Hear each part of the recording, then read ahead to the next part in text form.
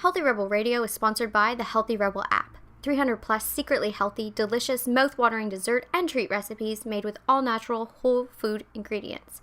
Now available for download on the App Store and Google Play. Find out more details at healthyrebel.com.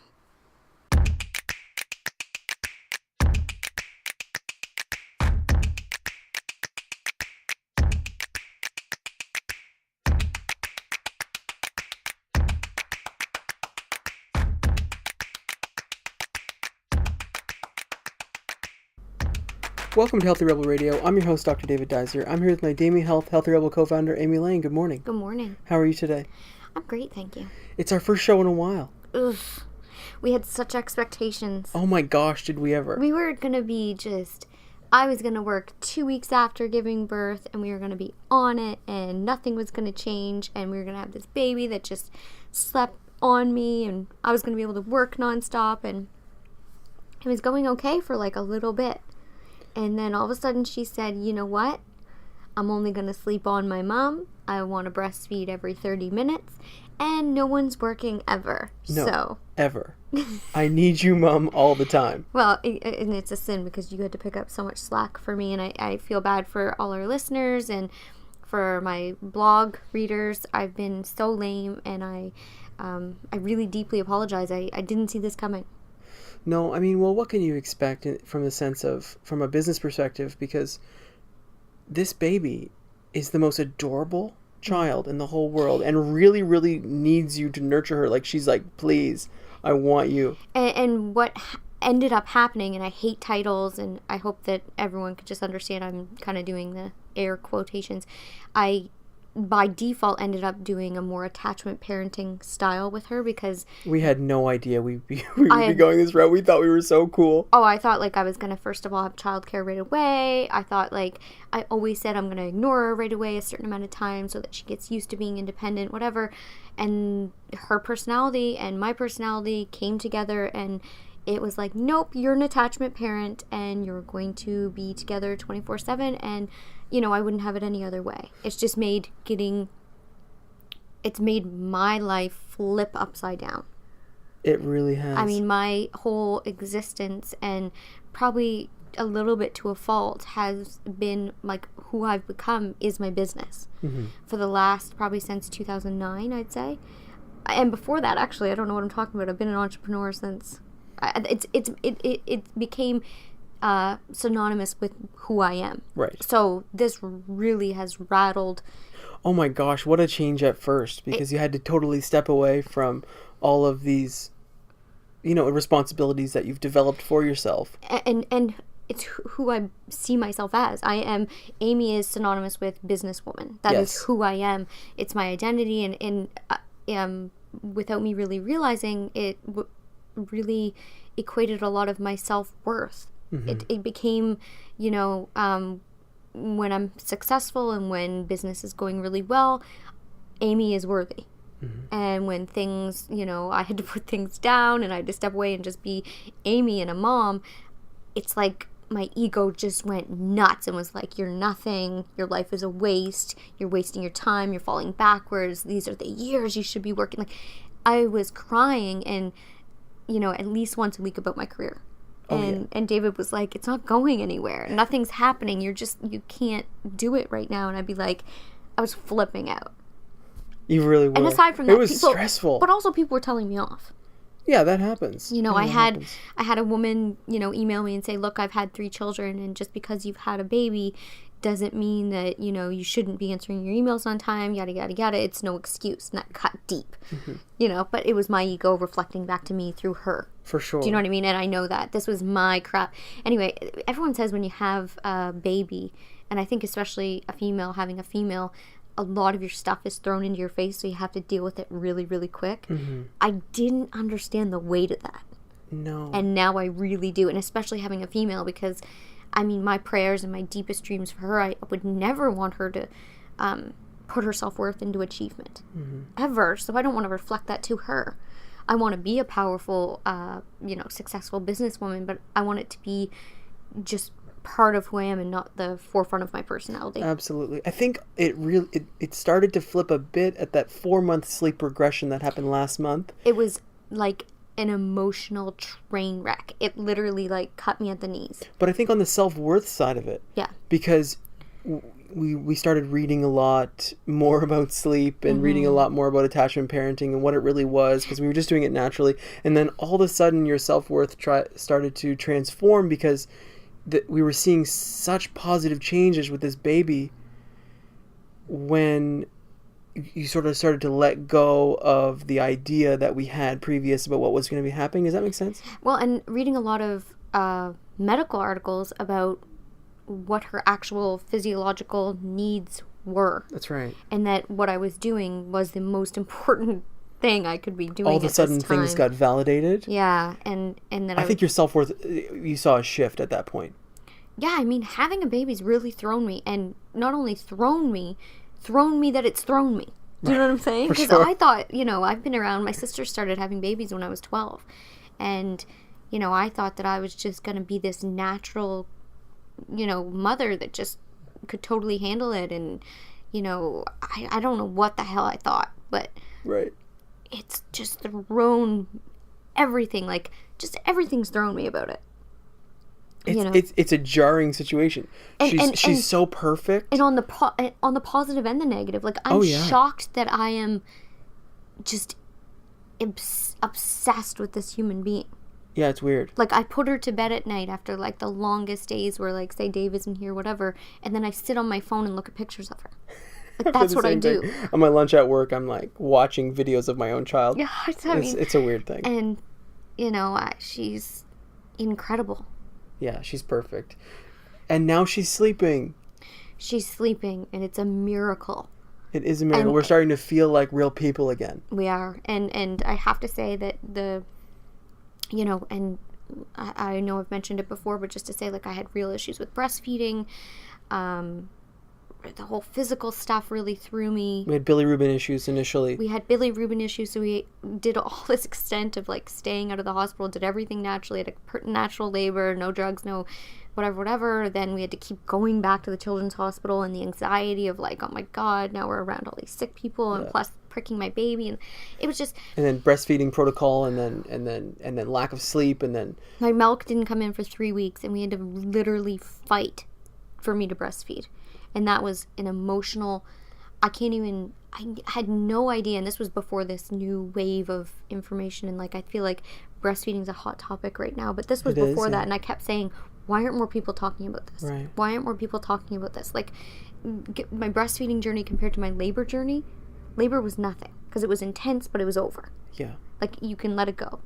The breastfeeding went on and on and on, and like that again, my self-worth was wrapped up in it, and I was shocked. Do you think part of that is that we prepped so intensely for labor? Yeah. Okay.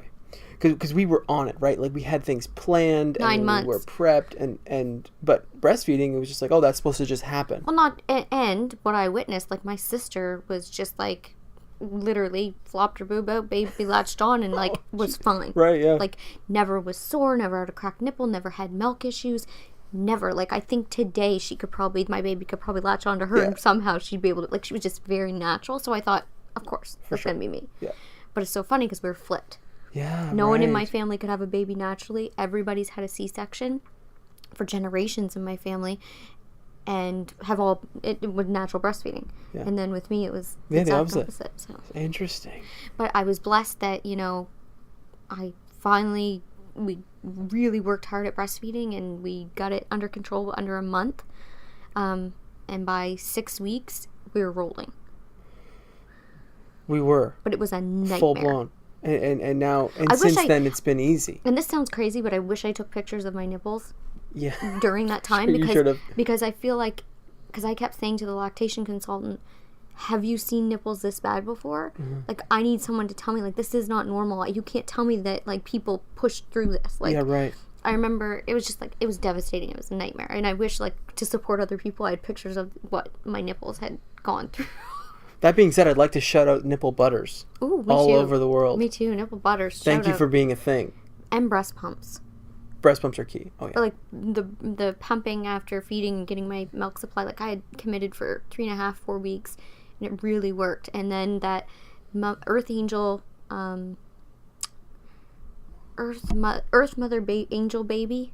line. Some combination of those 4 words. Yeah, some combination. Is either of those Earth words. Angel or Earth Baby. I can't remember. No, it's Earth Mother Angel Baby.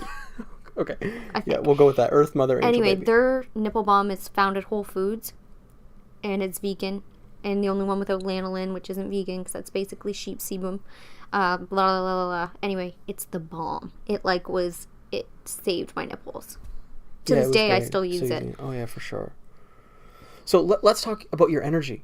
Since the last 3 nights we've been sleeping, not straight through. No. It's not like we're putting her down. She still wakes up. Yeah, she still wakes up. She's not one of the babies. Like, she's 23 weeks now. Yeah. And she still wakes up to feed. About 3 times. Yeah. She wakes up. I put her down, and she wakes, say between 7 and 7:30ish. She wakes up at 10:30 just to have a little snack. She wants to cuddle, right? Because she's going into her rocker at first, and then she wants to get into bed with me. And then she gets into bed with me, and then she gets up around 1:30 to eat, and then around 3 to 4, she's eating. Okay. Again. How are you maintaining your energy waking up so much throughout the night? What are you doing to stay sane? This is nothing now. So now it feels like, I actually feel like I don't look like, I don't know, like a person that lives on the street. Like, I felt like that for a long time. Like, and that threw me because I've, felt youthful and looked youthful for so long. And then I was just like, felt like I'm so beat down. But I mean, she was waking up every half an hour. It was more of a feeling. You didn't look bad at all. It was Thanks. more of this sense that, when you don't sleep for a few days, times that by 5 months. 5 months of waking up every half an hour. But you've been treating yourself well, is what I'm trying to get at here. So aside from the lack of sleep, yeah, you've been staying on plan nutritionally. I have, but definitely eating more fat and more carbs than usual. Like, I'm not. And that's hard on the head. It's very hard on my head because when I want to be lean, I go straight to the last 4 weeks of the Bikini Body, and I basically live there. Yeah. I'm vegan, of course. And I live there. So I'm very strict. I'm very regulated. But when I'm doing that, my milk supply goes down. Mm-hmm. I'm one of those people. We had to be careful because you jumped back into... Do you think it was jumping back into a more strict nutrition routine too quick? Or was it just making subtle changes and you noticed your milk supply changing? Long story short, I can't do it now. I have to be about 5 to 8 pounds. I have that on me. I just have to. Well, and I think that represents too the number of calories extra that you need to breastfeed. I mean, you're super lean as is, and then what's the requirement? Like 500 calories 500 extra. And for me, like, I'm 5'1", very small boned. Like, I'm the type of person that if I'm up 5 pounds, people are like, "Are you pregnant?" And if I lose 5 pounds, people are like, "Honey, are you sick?" Like, I'm one of those people. Right. So a little bit of weight is a lot on me, and it's a lot on me psychologically, because I really love, like, I've played a lot with my body and my muscle and my fat and whatever, and I really enjoy being really lean. That's just light and lean. That's where I feel the most energized and just fluid in my body. And so this is throwing me. That, like, I also can't just be, like, as lean as I want to be right now. And I got to give that up for, like, a year. Yeah, you do.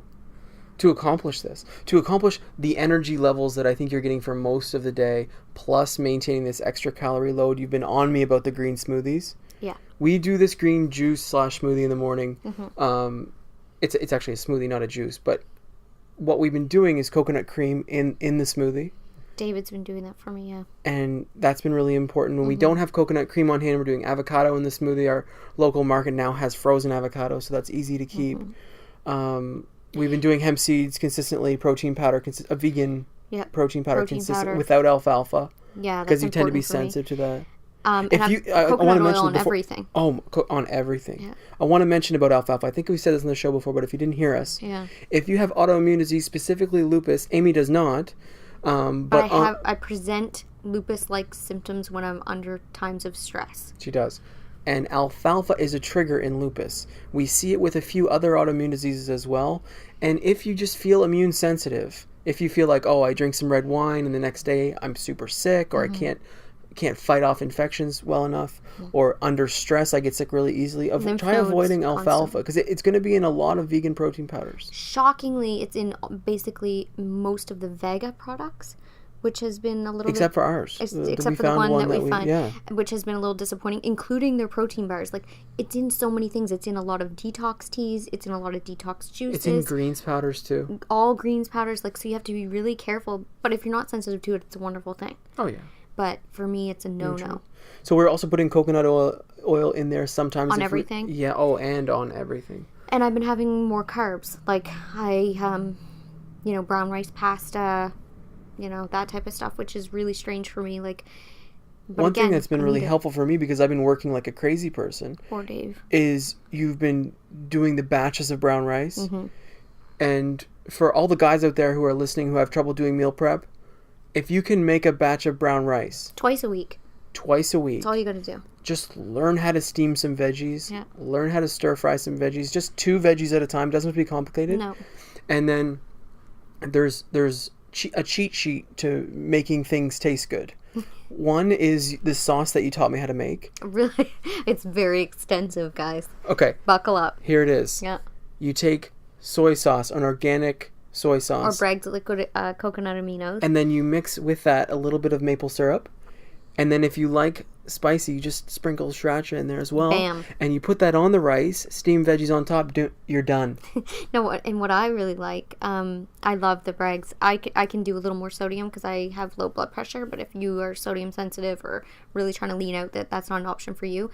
The other thing that I turn to is the Epicure spice, pre-mixed spices. They have a lemon dilly. It's like cheating. That I'm obsessed with. And it's local. Well, the company originated from Victoria, but I mean, as long as you pick the ones that don't have added salt or sugar, you just be careful of that.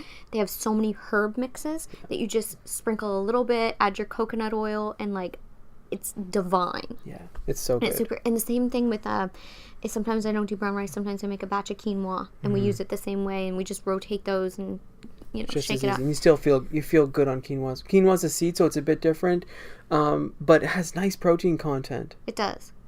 What are you doing for lunch? Because I'm not here for that one. Well, it really depends on what's going on. For me, I have been cheating a little bit. I do like a bowl, which is really popular right now too, but this is like something I've been doing for ages. So I'll do a scoop of the brown rice or the quinoa. I'll do like, say, spinach or kale, whatever, and then I'll do sauteed veggies and a scoop of hummus and like a couple falafels, and literally just eat that whole thing. A lot of companies are doing these new falafel bowls. Falafel bowls, but I mean the like pre-made falafels that you can keep in the fridge that are organic and have like some of the ingredients are great. And you can get them in the freezer now, and like as long as you flip it over and like it's just the real good ingredients.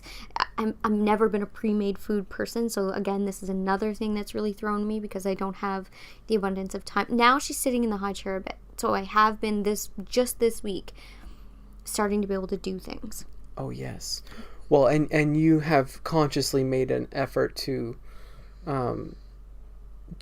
try to like entertain from a distance. And I'm really trying.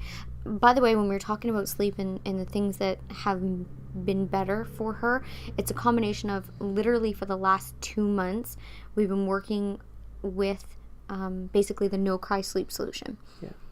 So it's been a really long committed process, and like for 6 weeks it felt like nothing was happening. Nothing changed. So I will say it's a long process, and you have to stay consistent. So it's a consistent bedtime routine, straight into the sleep sack. We have like a soundtrack that we play, and the whole commitment to the. But anyway, if you are looking at something that if you don't like the idea of cry it out, which I can't do, I refuse to do. The no cry sleep solution is super gentle, but it takes you just have to surrender to the fact that it's going to take longer. Mm-hmm. It's not going to be like a week or two. Some of the tips from the no cry sleep solution. The thing I'm learning more about this is that it's applicable to adults as well. Oh my gosh, yeah. If you look at True's nighttime routine right now, mm-hmm. and you apply that to people who are dealing with onset insomnia, mm-hmm. there's so much value in routine that people just sort of throw. I ask people all the time, what's your routine before bed? And they have to, like, literally there's a thought process that happens for 5 minutes to figure out, do I have something? And if I do, what is it? I think there's a ton of value to put. If you're not a structure person, I totally get it. Add 2 minutes of structure before bed.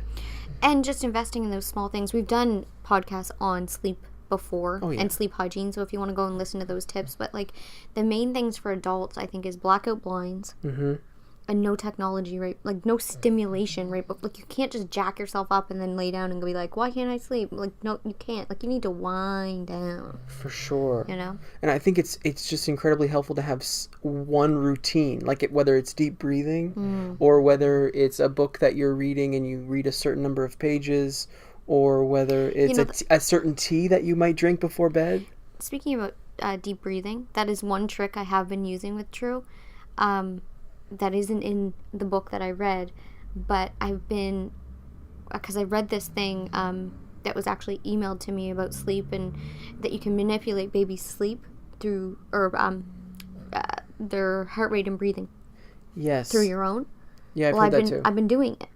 You have? Yeah, and it works. Cool. Like in the middle of the night, I don't. I used to react kind of like, oh, she's up, and I think my heart would go up a little in my breathing. Now, when she starts to stir, I take my breath down.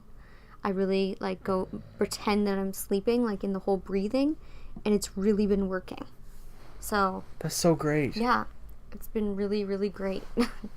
I love that. Yeah. I think it's so cool that that's even a thing. Me too. The human body's incredible. Like she matches my. Yeah. It's like a mimicking. If you hear snoring right now, that's Oscar. Yeah, that's not true. That's Oscar.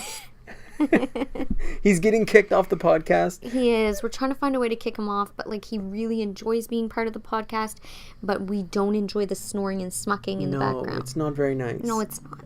But we're so glad to be back on the air. Yes, thank you for putting up with, us being lame for a few months, and I just have to say, none of it's on Dave, it's all on me. Oh, come off it now. This is parenting. We made it through. We're at 6 months. I like how you just said we made it through, and everybody that's a parent right now just laughed. I know, for sure. And my Everyone's patients do too. Yeah, wait till you see the changes in the next 6 months. Wait till she starts teething. Wait till she starts walking. Yeah, you're on the other side now. Yeah, you're on the side. By saying that, I mean we're sleeping. Like, I mean, for guys, this is absolutely nothing. It's such a joke for men. I have to mention this. It's hard to wake up, like I wake up, I roll over and I say, oh, that sucks, and I go back to sleep. Do you know what I mean? Yeah. Like that's nothing. It's hard to but it's still disrupted sleep. It's still disrupted sleep, yeah. But now the last 3 or 4 nights have been not disrupted at all. I've got 7 or 8 hours straight. Yeah. I feel like a new person. Yeah. I feel, bright-eyed and bushy-tailed. Is that a saying? Yes, it is. Oh, good. Yeah. I have a real issue with sayings. He never gets them right, but anyway. So, Healthy Rebel Radio is back on the air. You can expect more podcasts from us. On a regular basis. Yes. Thank you so much for listening. We should mention the next podcast coming up, if you want to tune in, will most likely be on intermittent fasting. And there is some personal cool stories going on right now. Oh, is there ever? Because in December, one of the last ones we did, I totally discounted it. I said, oh no, it's just a fad, whatever, forget it. We've got an update. Well, I looked into the research. I was super naive. Wait till you hear my story. It's unbelievable. That's Healthy Rebel Radio for today. Thank you so much for listening. If you enjoyed today's show, please subscribe on iTunes or Stitcher Radio and leave us a review. I appreciate you and thank you for listening. Have a great day. See you. Healthy Rebel Radio is presented by the online health and wellness center, DamiHealth.com. Since 2009, Amy Layne has successfully coached thousands of women through her signature program, the Bikini Body Program. Join today to work exclusively with Amy to unveil your greatest yet to be from the inside out. Go to DamiHealth.com for more information. Thank you for listening to Healthy Rebel Radio. Please connect with us on our community pages on Facebook, Pinterest, and Instagram, all at the handle @DamiHealth. For weekly recipes, articles, and all our episodes straight to your inbox, join our newsletter at DamiHealth.com. You can find all the links discussed in today's episode in the show notes. Thank you for joining us and see you tomorrow.